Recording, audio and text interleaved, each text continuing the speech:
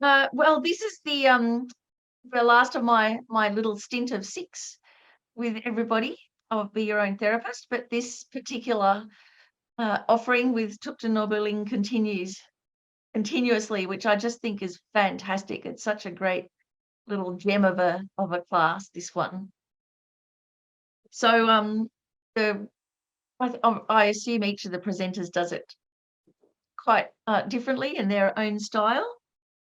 And so this particular little series of 6, I've been trying to tether to our activities of body, speech, and mind, just as a way of looking at what's been happening in our life and then putting it through a Buddhist filter or a Buddhist view, which is kind of the one that we're often lacking and the one that we really want, this new way of looking at things rather than the way that we're so habituated to. And the way that I've tried to do it is to put it through the Buddhist filter of the activities of body, speech, and mind. And as a way of kind of focusing us and giving us some handy hints of what we can do.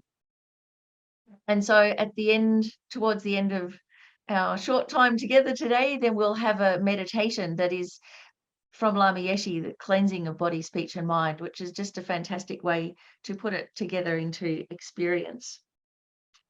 So at the beginning, to set our motivation and settle our body and mind, we can do a short breathing meditation. So I have the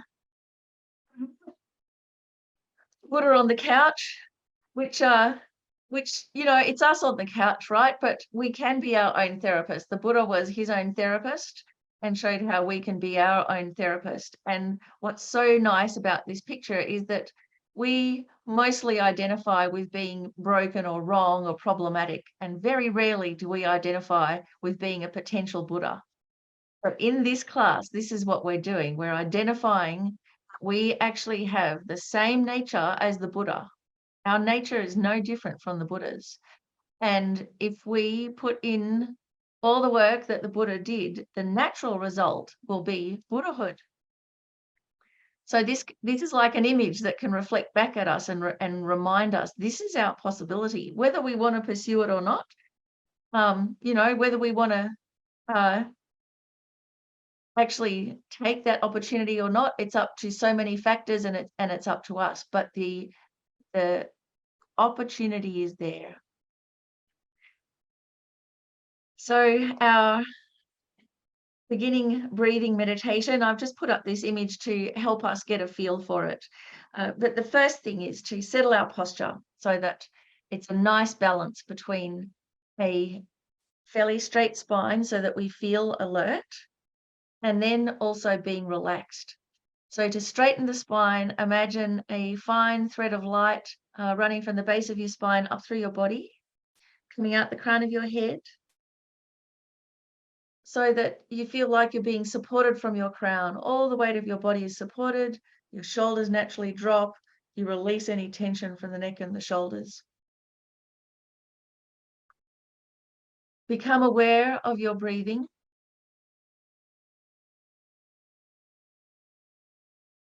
And to balance our body and mind, we'll do the 9-round breathing.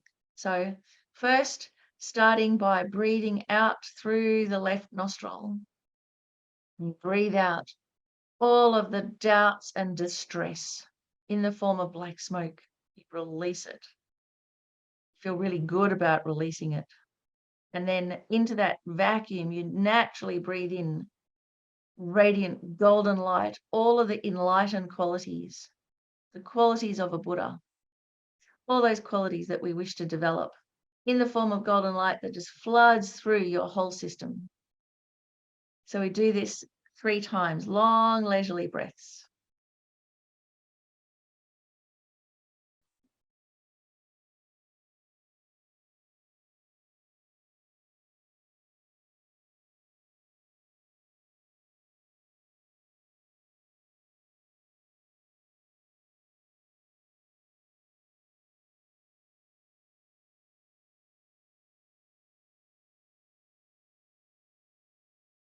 And then when you're ready, swapping the nostrils over, this time releasing all of the negativities and the internal darkness in the form of black smoke, breathing out through your right nostril. And breathe it all the way out, so that then when you breathe in, you don't have to concentrate on breathing in. It's just a natural intake of air. And with that, you breathe in and absorb all of the enlightened qualities in the form of light that fills your whole body, becomes energized, your mind becomes clear and spacious. So with the nostrils swapped over 3 times.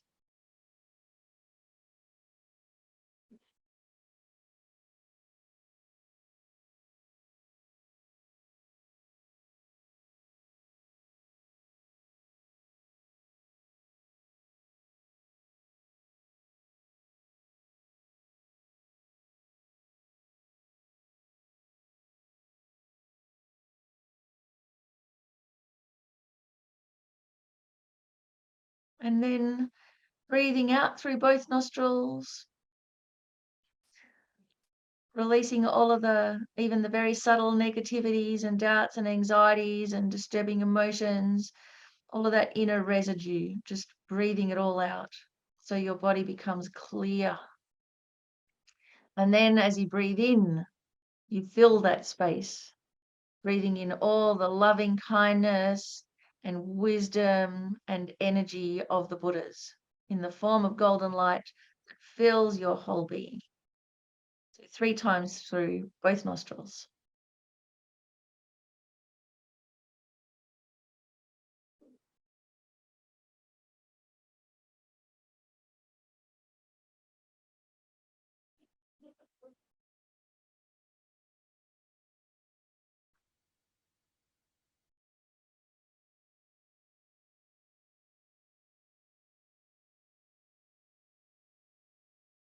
And then as your system feels balanced and clear, spending a few moments in that clarity, feeling alert, energized, and relaxed at ease, ready to engage in the class.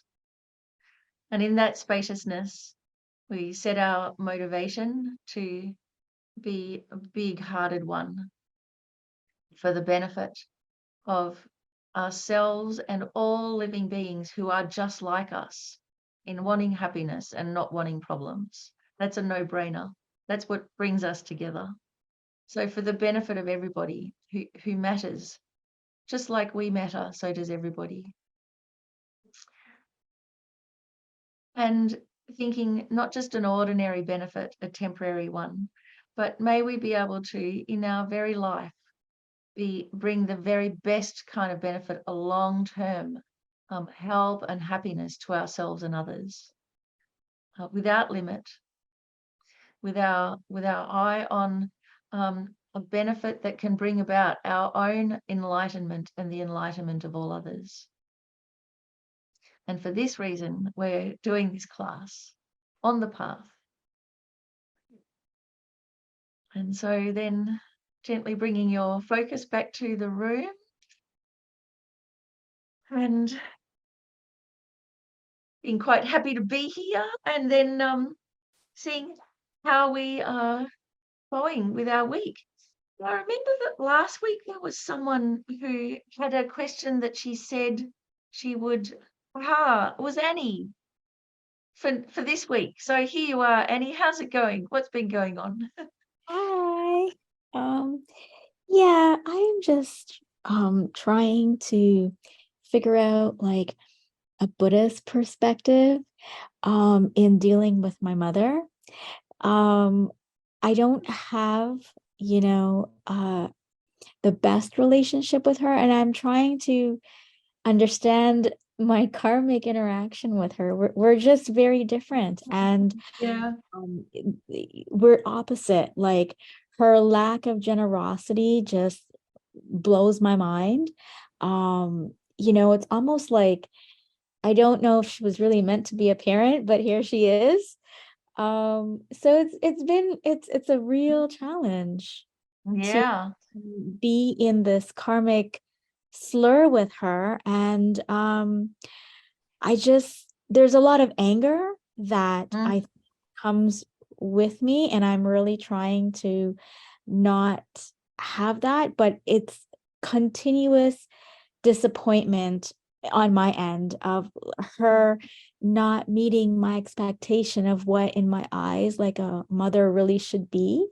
So Yeah. when in Buddha's context, there's always this talk about, oh, like Other sentient beings. yeah, or this person, or like when they talk about the kindness of your mother, like I curl because so that really triggers because I don't feel like I have I that. know that's, in a way, this is a it's a privileged malaise that we have, and I totally hear you, because I also had a really difficult relationship with my mother, even though I was brought up a Buddhist, and she was running a Buddhist center, and without her I would have been lost in the ocean of samsara for eternity. Even then, personal relationship that we had was quite difficult and challenging. But Annie, the context of this is that it's a privileged malaise, that because we're in such a relatively safe, affluent, leisured society, we have this opportunity to have to kind of focus on these difficulties with our close relations. And it's like a bane and a boon in a way, because just a few decades ago, everything was much simpler. If you or your mother didn't die in childbirth, that was amazing. So the fact that you were here and brought up and didn't die in childbirth, didn't lose your parents, didn't die of whooping cough or diphtheria or all of those things, didn't die of starvation, wasn't stolen by slave traders, all of these things. The fact that you had this life and still have it was a miracle. But now that so many of these things have become better for us, now we automatically go to the inner relationship, and it gets more problematic, and we forget the big picture. So so many other places in the world, surviving childbirth is not a given thing. So the fact that your mother survived childbirth and you're here is just extraordinary, and that is enough. But for us, we have to put it in this big historical context. And I just find just watching movies about the Middle Ages, you know, and nowadays where they have all of the set decorators and everything, they have a department of mud, and there's 20 people in the department of mud that go to create this environment where you get this feel of how horrible it was to live there, how relentless the cold and the wet and the mud and the fear and everything was. And just going through that kind of, movie gives me a bit of an experience of, this existence that we have is really privileged, and it makes me feel such relief that I'm not in that time, that I'm here. So that's something to really work on, to get that feeling, a really basic historical appreciation of our mother. And if we get that, everything else then loses its terrible grasp on us psychologically. I think that's the first thing. But Annie, I'm really glad you brought it up, because it's kind of a bit of a taboo thing to talk about in Buddhist circles because of the kindness of all mother sentient beings. So we kind of feel really guilty bringing it up. But it is worth then looking, like you said, the Buddhist perspective at what's the karmic thing going on. So it's a bit of a hard pill to swallow, but if we're having difficulties with our mother, just rule of thumb is because in the past we harmed that being, and so now we have a problematic relationship. So it's like it's nobody's fault. It's delusion's fault. It's not your fault, and it's not her fault. It's the fault of karma and delusion, and the inexorable process of it just playing out. And here we are experiencing the results of it. But the great thing about karma is that most of the time when we look at it, we look at the results and we go, I don't want those results. And we forget that karma is actually about causes more than results. Results have already happened. We can't change them. But causes is something we can do something about straight away. We have so much power once we realize that. So how are you going so far? Yeah, I mean that's really helpful. Like I've never ever thought of a perspective like that. But I think it's like I have to really digest that because listening to it, it still doesn't impact me. Like I still don't feel this wow, the sense of gratitude. I just want to move forward into, you know, building a like just building a relationship Yeah, where I don't create any more disharmony. I don't create more harm for me being angry because most of the time when I speak with her, like I just get very irritated yeah. and angry because Yeah, just so because that's going from the global, the historical, really big picture. Now we've kind of focused down, telescoped into the personal. And so that's where karma, understanding karma really comes into play and can be so useful for us. And again, it's worth, like you are, being really honest and brave to say it, because that's the only way to work through it. But what karma does, it gives us a very novel perspective. And so, I for years I had a lot of difficulty with my mother because, like you, we're really different people. So she would try and treat me the way she wanted to be treated, and it was disaster for me. It's not what I needed. And her type of personality wasn't my type of personality. So how she treated me didn't work. So, and then I would treat her like how I wanted to be treated. And she was so hurt. And she was kind of scared of me, even as a child. She was really intimidated by me, and I had no idea. Um, and so it was just, we just clashed and we had no idea. And then it took me to think, I have to stop treating her the way I want to be treated. I have to treat her in her language. And it felt wrong to me. But I think that's actually the key to human relationships, that you don't treat people how you want to be treated. You treat them how they want to be treated. And it's really hard to do that. And part of that is what's called the double empathy problem. And I've just been really delving into that because I'm autistic. And so the way that I communicate and the way I read other people is completely different from neurotypical people. And so neurotypical people will think and assume I'm thinking or feeling in a particular way because of how I display it. It's not what's going on at all. What's so interesting about the double empathy problem with autism is that if you get a whole bunch of autistic people together, they can all communicate fine, no problems, no misunderstandings. Get a bunch of neurotypical people together, they all communicate fine, no misunderstandings. It's when you get the two, the autistic and the neurotypical, that all of the misunderstandings happen. And what's so nice about knowing this is that you can't say someone's wrong or someone's right. And the whole thing about autism is that, your whole life you're told you're wrong, you're broken, there's something fundamentally skewed. And then to find out, no, actually, you're not wrong at all. It's just that one's speaking French and the other's speaking German. Either's wrong or right. It's just that it's really difficult to translate. And so this is what happens in our personal relationships too. You're speaking one language and she's speaking another. And who of us is going to translate into the other language? And Annie, it's you. It's not her. And this is the thing.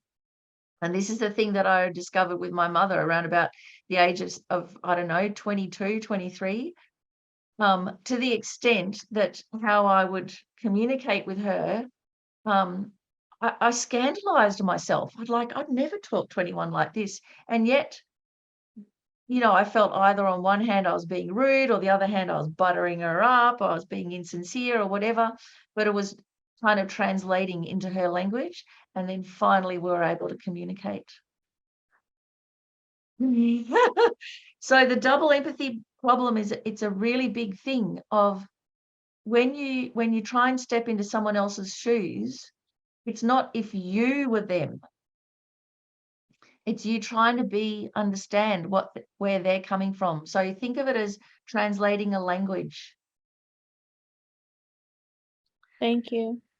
But the other reason I'm so glad you brought that up, because what you've mentioned is the other theme that I've been thinking about this week, which is the one about when we're looking at our 10 non-virtuous actions, covetousness. So that mind of grasping. And so you brought up about your mother's lack of generosity and how that really plays on you as well. So this is something, let me find it on the screen, that we can delve into. And where is it? Here. I'll just find it on this slide. Here we are. Sorry. Covetousness. So when we're delving into it from a karmic point of view, and Annie, this is how we can kind of look at it from now. What's our story? What's our part in it? Because that's something that we can work on. So if we have a dislike of that grasping, of that lack of generosity or covetousness, that's a good starting point. But we have to also be able to recognize not just the dislike of when other people do it, but how it plays out in ourselves. And so if we have covetousness, we may not know that's what it is. We may not be able to identify that's the illness. So what are the symptoms? If you find that your personality is dominated by desire, if you find that you have very little contentment with things, often disappointed, or if you find that everything that you have degenerates, breaks quickly, goes, has a really short shelf life. Anything that you have, you get at the moment, you have it, it breaks, or you find there's a fault, or you have to return it, or all of that, just no sense of joy in the things that we have. So when I found this out, that these are the symptoms of ourselves having covetousness, it was a bit of a wake-up call, because this the middle one of having no contentment,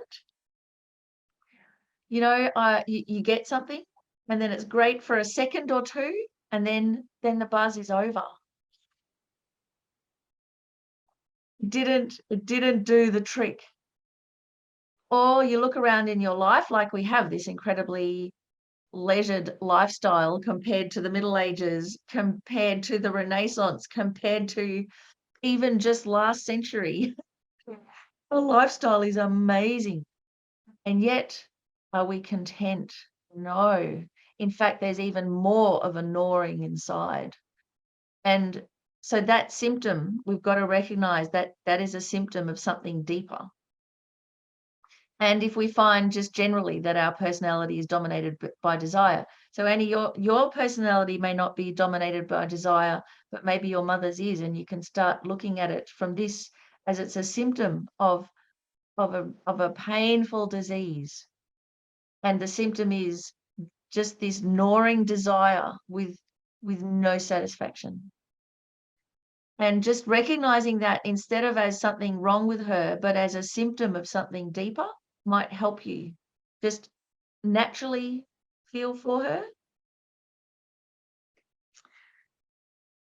her. What else? Oh, the other symptom, of course. So when we actually, if we have covetousness, it comes to fruition when we act on it. So when we steal the thing, when we commit fraud, when we have the affair, where we hoard stuff, that's the fruition of it. But actually, most of it's what's going on kind of in the background. So what to abandon? So first off, instead of following desire, like drinking salt water, it's to see the faults of desire. Instead of thinking, oh, the thing that I got, it's no good, it's broken, see the fault of the desire that drove you to get that thing, and then the next thing and the next thing. So that's like the meta-analysis of it. Abandon attachment. Easier said than done, but basically that's our task. And that's our task in this life, in all of our future lives, if we want to be liberated from samsara. In fact, we're in the desire realm. It's driven by desire. So it's the biggie. And the minimum that we can do is at least to have the intention to abandon desire.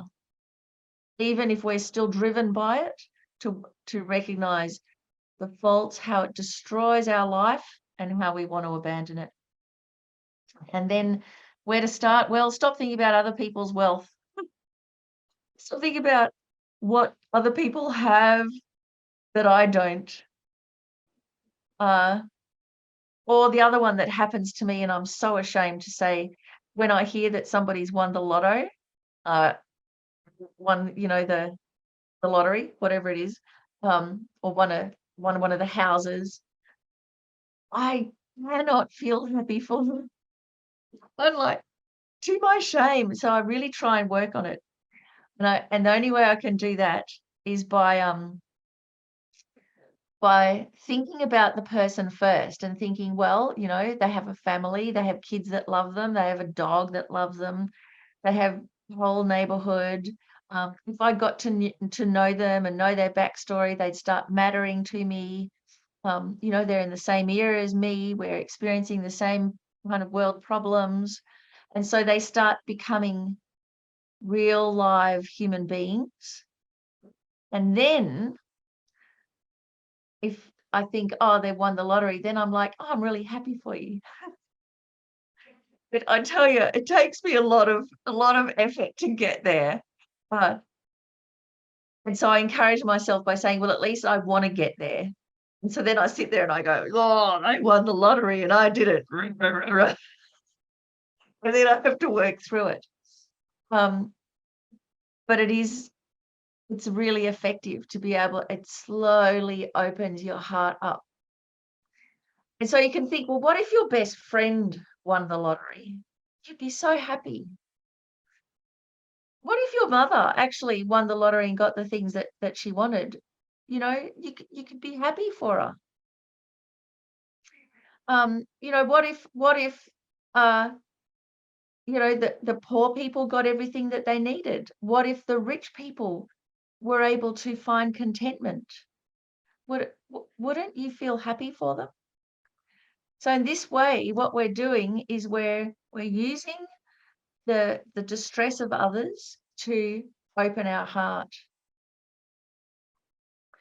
So that's the thing, isn't it? That we come across somebody that lacks generosity, that's really tight. It's not very nice to be around people like that, but we're using that to open our heart.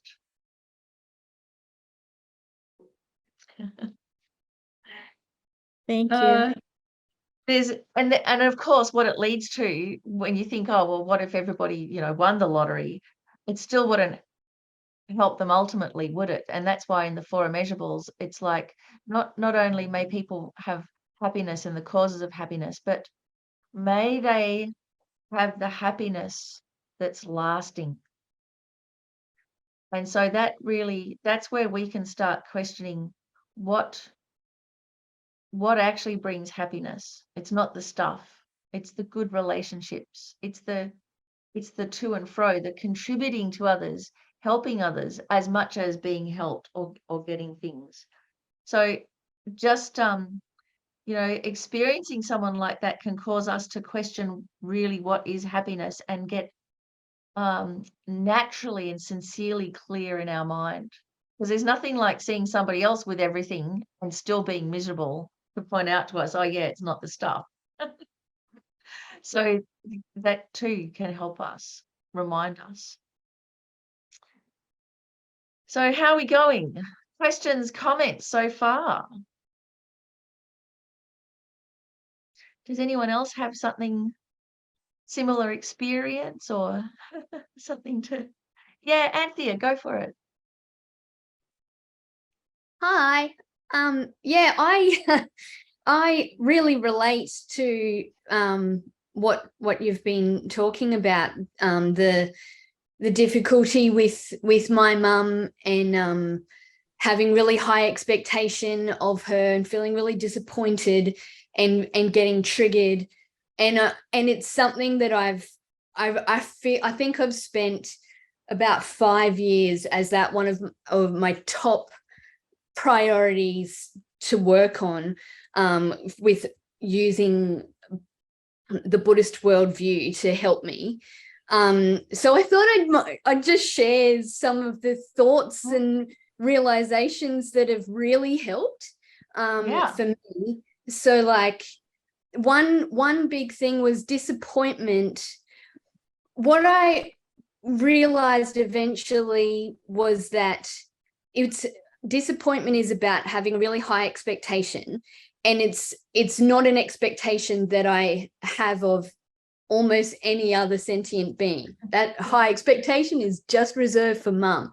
And what I realize is like I'm actually expecting her to be an enlightened being. I'm expecting her to behave like a Buddha with like, yeah, absolute perfection.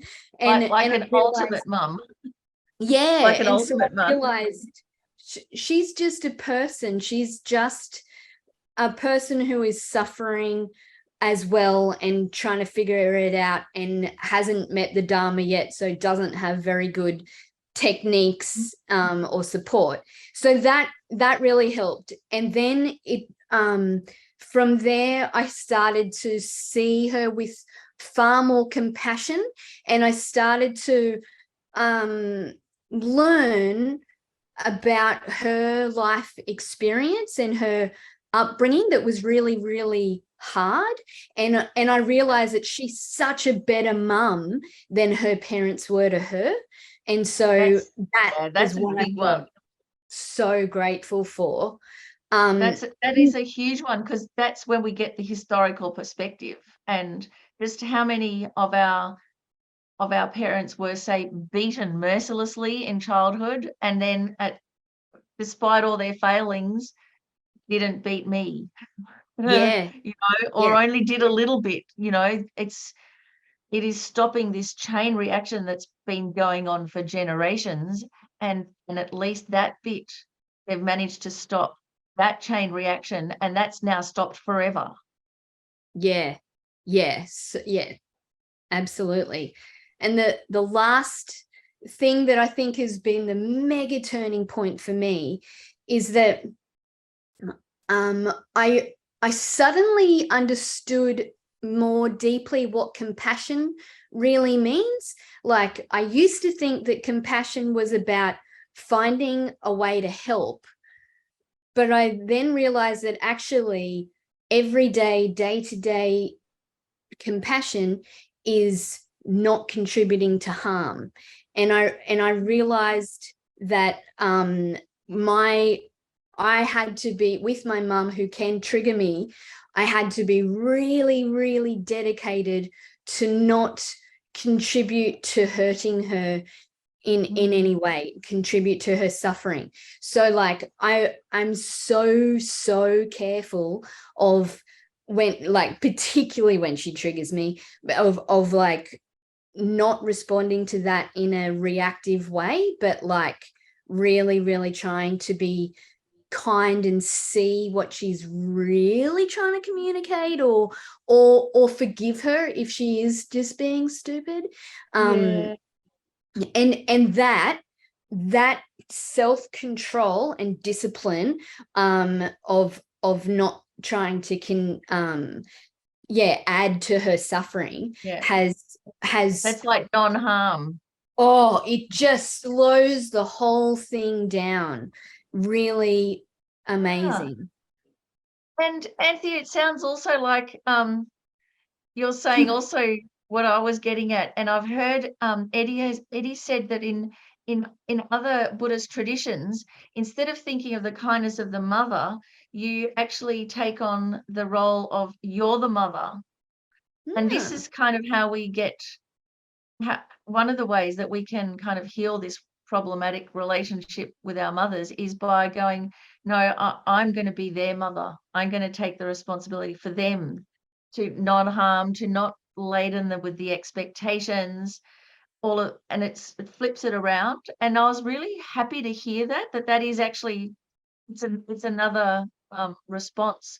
And so psychologically, one of them, like when we be the mother to our parents, that plays out psychologically in one particular way, and we kind of take that responsibility and we release the expectations of them. The psychology of recognizing the kindness of the mother is a psychology to create a sense of incredible gratitude and wishing to repay the kindness.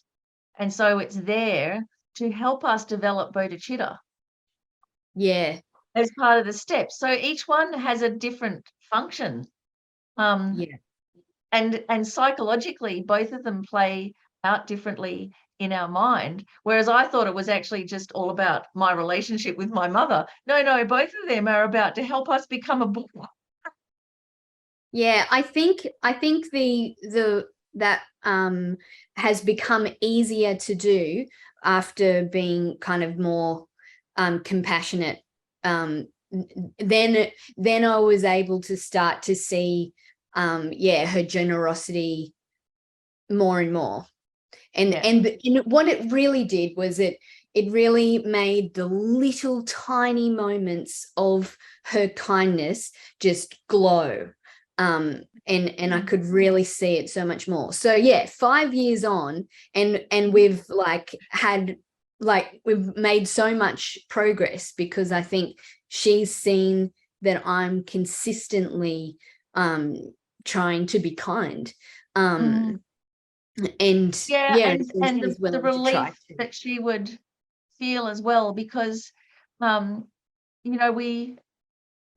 we're small, our parents are like our first guru. They are like God to us. They're everything. And whether they're skilled parents or unskilled, we still need that, and we still relate to them like that. And so, all encompassing. But of course, from the parents' point of view, I mean, shockingly to say, most of us weren't planned. Some of us were kind of, well, I suppose now's a good time to have a kid or whatever, but like very rarely are people planned. So many times it's like, yeah, I wanted a kid, but now's just the worst possible time, or I never wanted a kid and now what do I do? Or you want a kid because you can't figure out what to do with your life, or all of these expectations, and then it never turns out how you want it. So our poor parents, and they can't say that to us.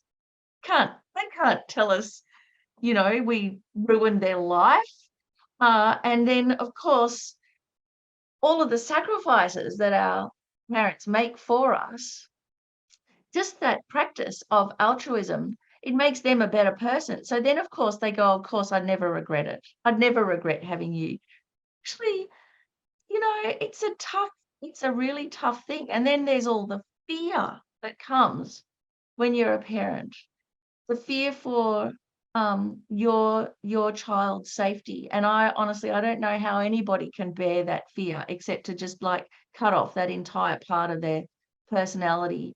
And then there's all the expectations and the wish for you to be to everything to go well in your life, and then they see you stuffing your life up, and then that's unbearable.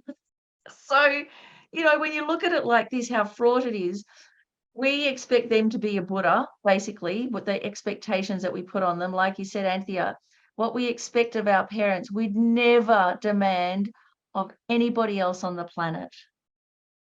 And I actually think there's a real key in here, that what we've got there is like the natural beginnings of guru devotion. That's for our parents, but we haven't got a valid object. Our parents are not qualified gurus, and they're probably not qualified parents either. So rather than squish down those expectations and think, oh, well, you know, just cut it out, that is actually this nascent way of being able to devote ourselves. So we have to find a valid guru, a valid object, that we can go through that process. And the process of guru devotion starts off with, like, once you've checked the guru is valid, then you devote yourself wholeheartedly. And then actually the whole process of guru devotion is like growing up, from seeing the guru as just all-encompassing God, you do whatever they say, to having a bit of a argy-bargy to and fro and figuring things out for yourself, to having more of a kind of a productive relationship, maybe like, you know, master and servant or disciple, and maybe you have a role now, to being able to be peers, so that you can be, you know, one day like Lama Zopa Rinpoche and Khandrela, they were each other's guru, you know, to you being able to be the guru to others. So there is a natural growing up in guru devotion. It's not just one way. And so what I found, I mean, my life in this way has been unbelievably fortunate, because I met Lama Yeshe and Lama Zopa Rinpoche as a child, and I don't know, like 6 or 7 maybe. And the moment I met Lama Yeshe, I was just like, this is my guru. But I didn't have that word in my mind. What I felt was that Lama Yeshe was like my father and my mother. And my father and my mother, I mean, I never called them mum and dad anyway. I just called them Barry and Inta. And so it was like the 3 of us, Miffi, Barry and Inta.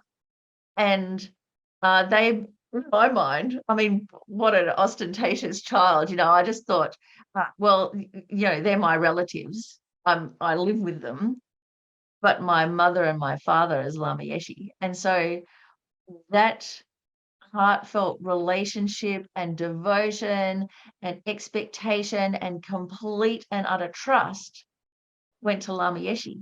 And of course, it worked, because Lama Yeshe was a valid object. So it didn't have any of those disasters that happen when we devote that way to our poor, fallible, struggling parents. So I can confidently say that you can have that devotion.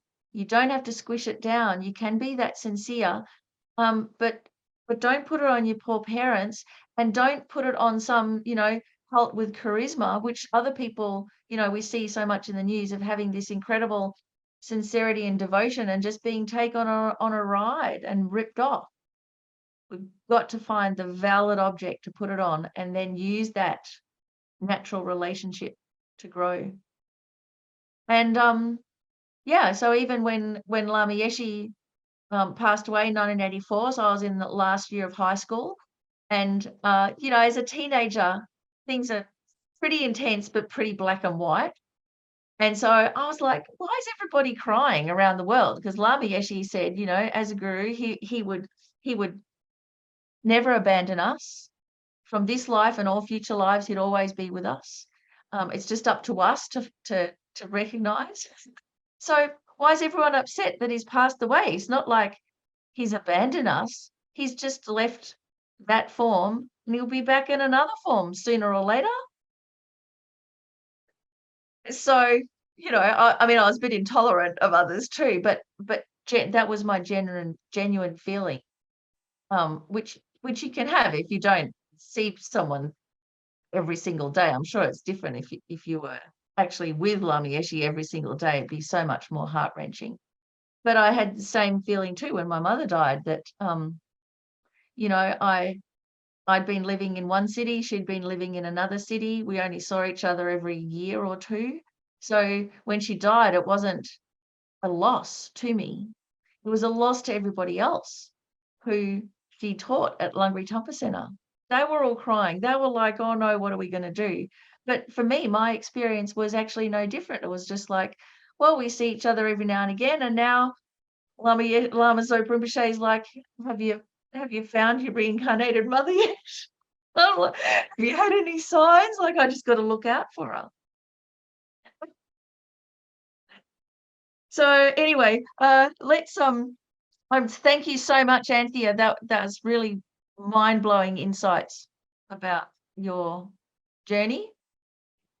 So then what to practice, what we can do to avoid covetousness, expectations, wanting what others have, wanting a different type of mother. Number one, rejoice at everybody's good fortune. So anytime that you see things going well for people with really good relationships with their parents, good guru devotion, really rejoice, feel genuinely happy for them. At least somebody else has that happiness. How wonderful. Then practice being content with what we have. So that's that thought of, yeah, what I have is not perfect, but it's good enough. So there's a whole movement a decade or so ago about the good enough parent.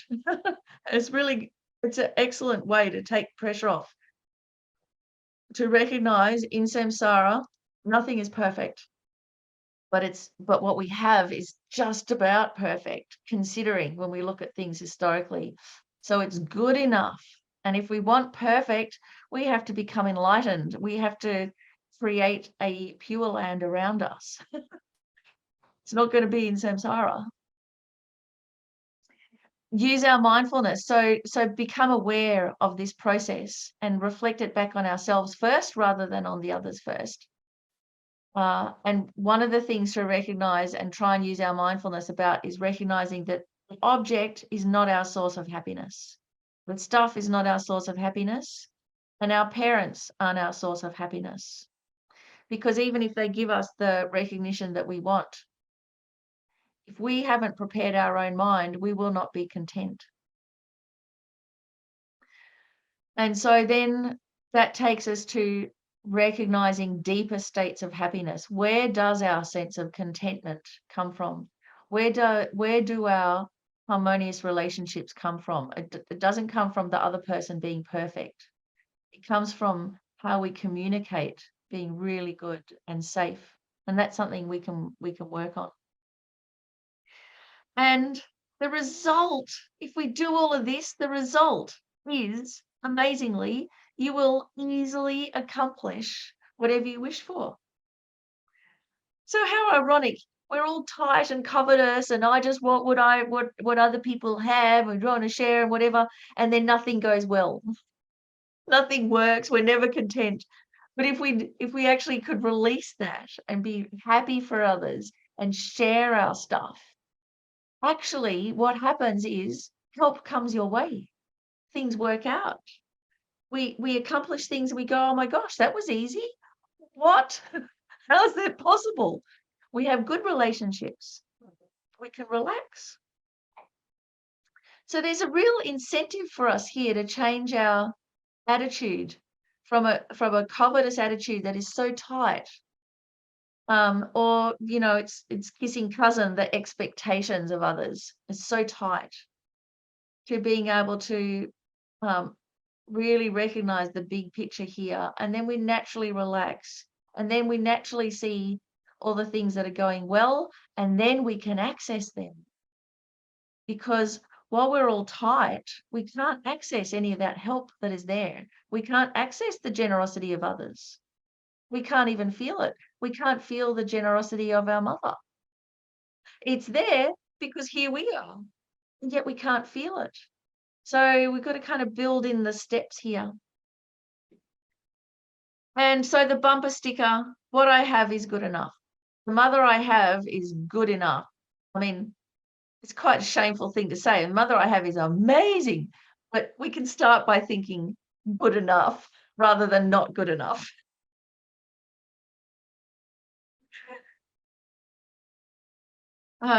Yeah, so as bringing our Dharma perspective in, that should kind of help us remember that all of this, our whole life, is we can use as the path to enlightenment.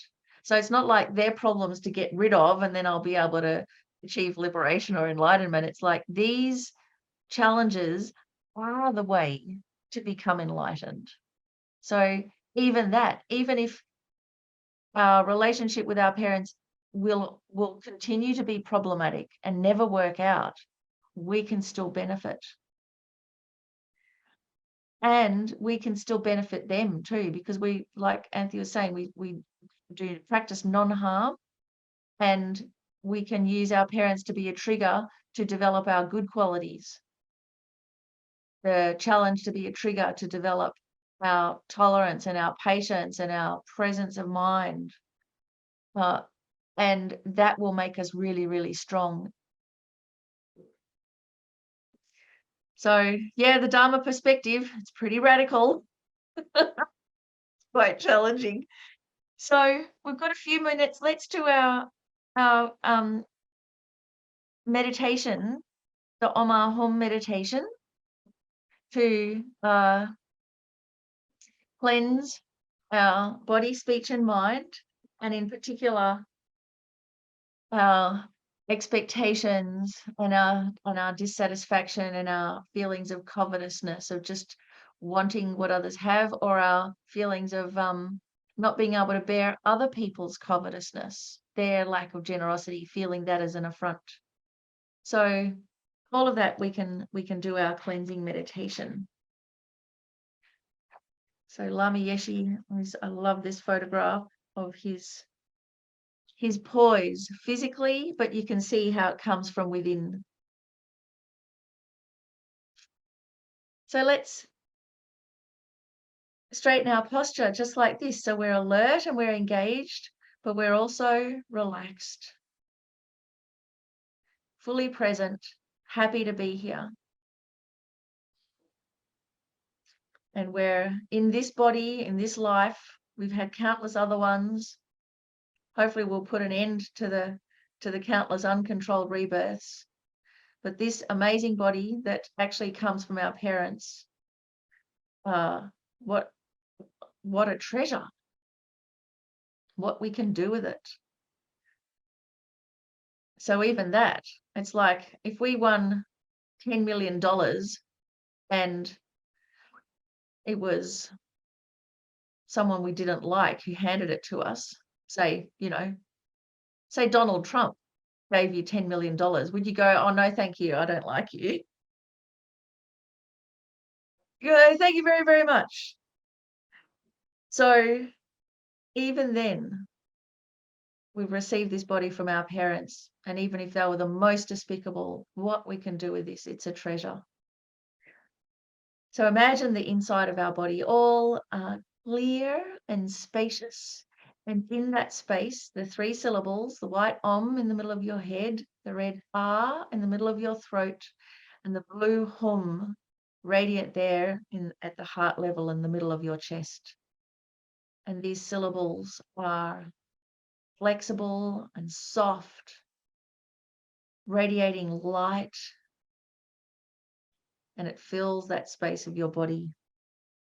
And these are a way of connecting with the seed of enlightened body, speech, and mind, the potential that we have within us right now. And we can begin to draw that forth by imagining in this way, by connecting with that seed of enlightened body, speech, and mind. And so now, bringing your focus to the white Om, and feel how light emanates from this Om, and it fills that whole inside of your body. So it becomes more and more radiant, more and more filled with white light, and bursts out through all the pores of your body in all directions. This brilliant white light, purified form, cleansing within and without. Om.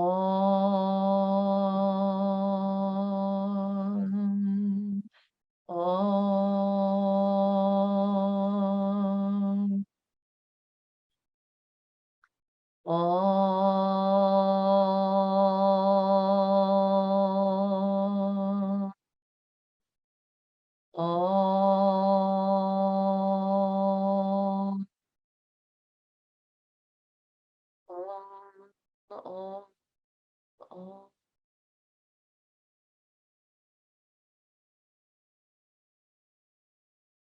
Feel your whole body cleansed, your very DNA purified.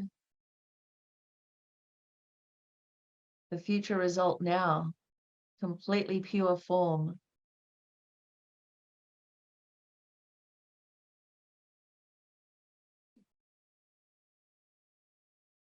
The impure aggregate of form transformed into the purified form of a Buddha.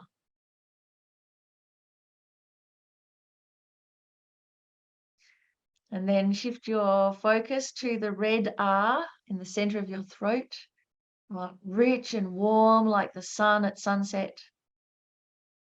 And the red light flows through your whole being, your whole body, begins to glow more and more vibrant red light until it bursts out from all the pores of your body, completely purifying your speech. Ah,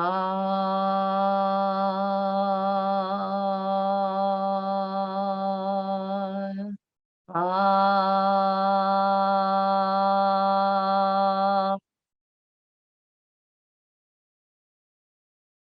ah.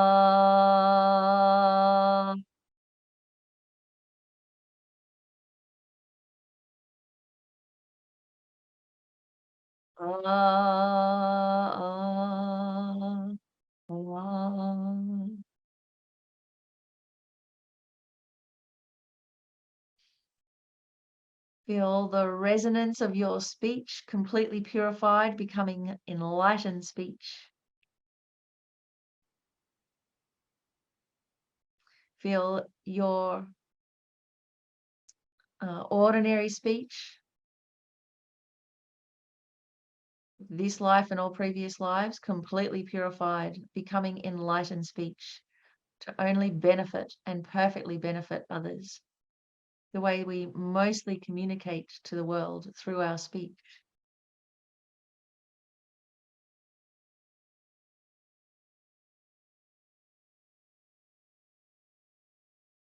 Feel from now on you can channel the speech of the Buddhas. Speak like a Buddha.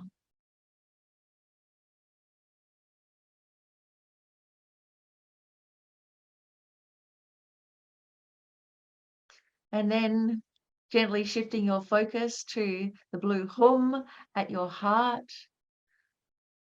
Deep blue, like bottle blue, blue like space without limit, without an edge. And this blue light fills your whole body, clear, radiant, purifying your mind, your feelings, your thoughts, your memories, becoming completely clear and spacious without any obstruction. So none of the contents, just the medium, that infinite spaciousness and purity of the mind. Om.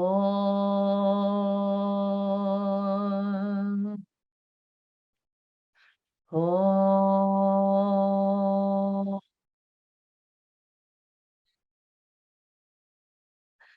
Om.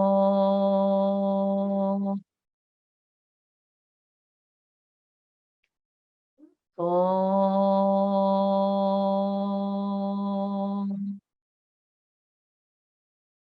Om. Om. Om.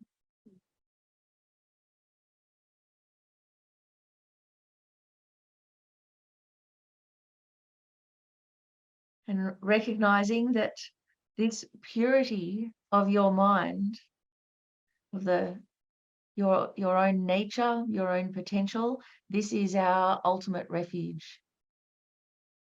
This is what we ultimately take refuge in, our own innate purity and clarity.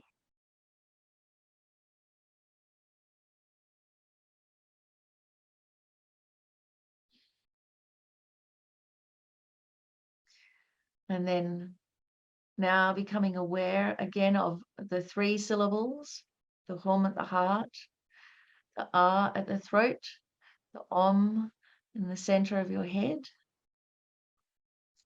And recognizing that these syllables, this potential is with you always. And making a firm determination to be aware of this every day before we leave the house, to live our life informed by this Buddha potential of enlightened body, speech, and mind, to represent the Buddha in everything that we do.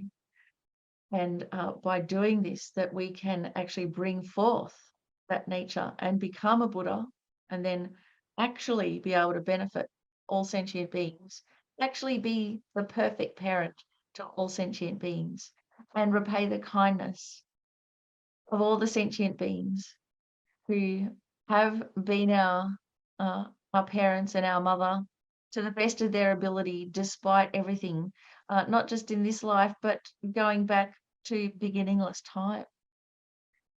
So with this resolve to walk like a Buddha and talk like a Buddha and think and feel like a Buddha, then we can dedicate the merits of today and carry that forth into the rest of today and tonight and this week and the rest of our life.